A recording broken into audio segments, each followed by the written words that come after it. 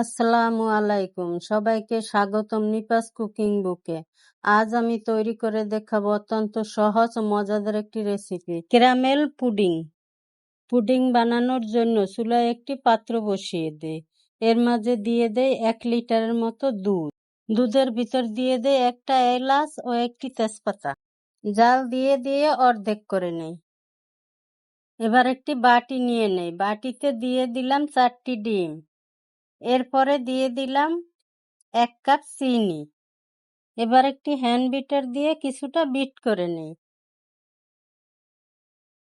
এর মাঝে দিয়ে দেই 1 চামচ ভ্যানিলা এসেন্স। এবার সব কিছু ভালো করে মিক্স করে নেই। এই পর্যায়ে দিয়ে দেই জাল করে ঠান্ডা করে নেওয়া লিকুইড দুধ। আবার একটু নেড়েচেড়ে মিশিয়ে নেই। এর মধ্যে দিয়ে দেই 2 চামচ গুঁড়া দুধ। এবার নেড়েচেড়ে মিশিয়ে এক সাইডে রেখে দেই। ক্যারামেল তৈরির জন্য চুলায় একটি পাত্র বসিয়ে দেই। পাত্রে দিয়ে দেই 1 কাপ চিনি। চুলার আঁচ একেবারে কমিয়ে দেই। চিনিটা গলে একেবারে লালচে হওয়া পর্যন্ত অপেক্ষা করি। লালচে বাদামি রং হলে যে পাত্রে পুডিং বানাবো সেই পাত্রে ঢেলে নেই।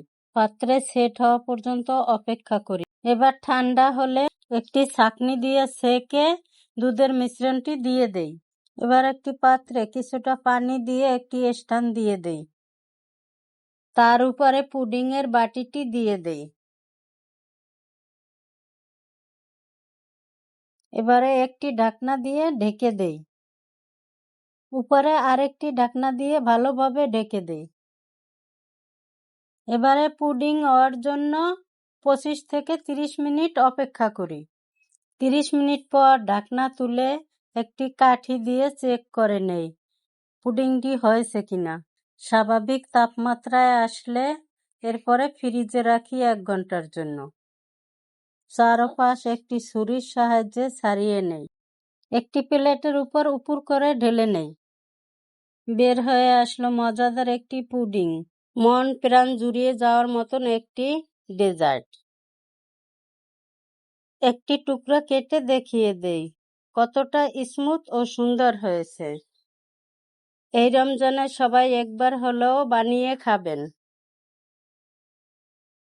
রেসিপিটি ভালো লাগলে লাইক, কমেন্ট, শেয়ার করুন এবং সাবস্ক্রাইব করুন। আল্লাহ হাফেজ।